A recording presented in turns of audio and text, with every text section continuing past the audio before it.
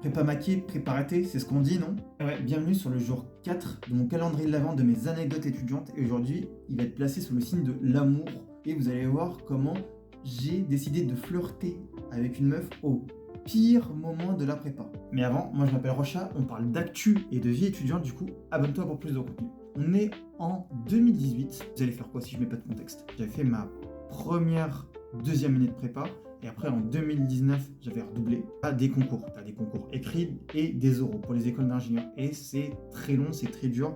Et en compétition avec tous les autres élèves de France et de Navarre. À savoir que les écrits, ils arrivent entre avril-mai. Et les oraux plus vers juin-juillet. Donc, c'est quand même très tendu.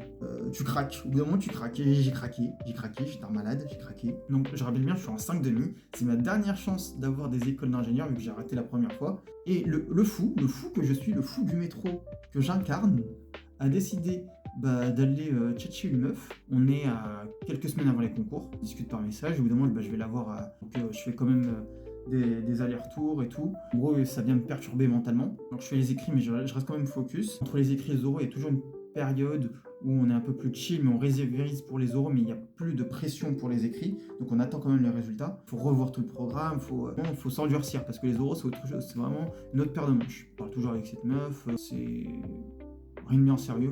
Donc les résultats pour les écrits et les admissions, ou en tout cas les périodes à laquelle on va passer nos oraux. Moi j'ai déjà les dates et tout, donc t'es un peu stressé. Le seul truc qu'il te faut pas, c'est que un incident, parce que sinon ça va vraiment tout casser. Elle aussi, elle avait des concours pour des écoles de commerce, et elle avait eu les résultats, je crois à peu près une semaine, un peu moins d'une semaine avant mes oraux. Donc je rappelle, c'est les derniers oraux pour lesquels je peux prétendre à une école d'ingénieur, donc faut pas que je me loupe. Elle m'envoie un message, mais va falloir qu'on mette un terme, parce que on va être dans des villes différentes. Au moins c'est ciao, c'est finito, c'est out. Ouais, tu prends un coup. En vrai, l'ego il en prend un coup, je vais pas mentir. T'as ça qui te tombe au pire moment, tu te fais tège au pire moment, où faut pas que tu te fasses tège. Mais sur l'ego, elle a duré je pense 1 heure. Et après je suis reparti en mode prépa, focus. Au final, j'ai eu mes oraux, j'ai même plus pensé.